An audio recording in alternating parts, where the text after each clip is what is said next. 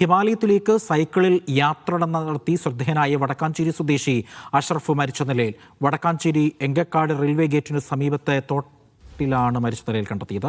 കാലുകൾക്ക് പരിമിതിയുള്ള ആൾ കൂടിയാണ് അഷ്റഫ്. നടരാജുണ്ട് വിവരങ്ങൾ നൽകാനായി. നടരാജ്, അഷ്റഫിൻ്റെ സൈക്കിൾ സവാരി അത് വലിയ തരത്തിൽ ശ്രദ്ധ നേടിയിട്ടുണ്ടായിരുന്നു.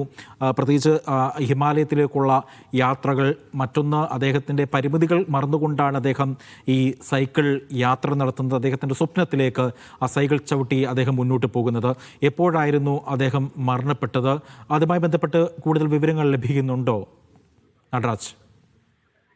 പരിമിതികളെ മറികടന്നുകൊണ്ട് ഉയരത്തിലേക്ക് കുതിച്ച ആളായിരുന്നു അഷ്റഫ്. ഇന്ന് രാവിലെയാണ് വടക്കാഞ്ചേരി എങ്കക്കാട് റെയിൽവേ സ്റ്റേഷന് സമീപത്തെ തോട്ടിൽ അദ്ദേഹത്തെ മരിച്ച നിലയിൽ കണ്ടെത്തിയത്. 38 വയസ്സായിരുന്നു. റെയിൽവേ ഗേറ്റിനോട് ചേർന്നുള്ള പാലത്തിന് താഴെയാണ് ഇത്തരത്തിൽ കണ്ടെത്തിയത്.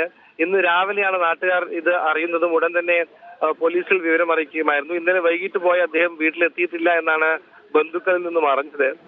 മദ്യപിക്കുന്ന സ്വഭാവമുണ്ടോ, രാത്രി മദ്യപിച്ച് എന്തെങ്കിലും അപകടത്തിൽപ്പെട്ടതാണോ എന്നുള്ള കാര്യം ഉൾപ്പെടെ വടക്കാഞ്ചേരി പോലീസ് അന്വേഷിച്ചു വരികയാണ്. കാലുകൾക്ക് അദ്ദേഹത്തിന് പരിമിതിയുണ്ട്. പക്ഷേ ഈ പരിമിതിയൊക്കെ തന്നെ വലിയ ഉയർച്ചയിലേക്ക് ഉപയോഗിക്കുകയായിരുന്നു അഷ്റഫ്. ഹിമാലയത്തിലേക്ക് സൈക്കിളിൽ അദ്ദേഹം നടത്തിയ യാത്രയൊക്കെ തന്നെ ഏറെ ശ്രദ്ധ ആകർഷിച്ചതായിരുന്നു. അഷ്റഫ് കൂട്ടായ്മയിൽ അംഗം കൂടിയായിരുന്നു അദ്ദേഹം. എന്തായാലും വലിയ ജനശ്രദ്ധ നേടിയ ഒരു വ്യക്തി കൂടിയായിരുന്നു അഷ്റഫ്. എന്താണ് മരണകാരണം എന്ന സംഭവത്തിൽ വടക്കാഞ്ചേരി പോലീസിന്റെ അന്വേഷണം ഇപ്പോഴും തുടരുകയാണ്.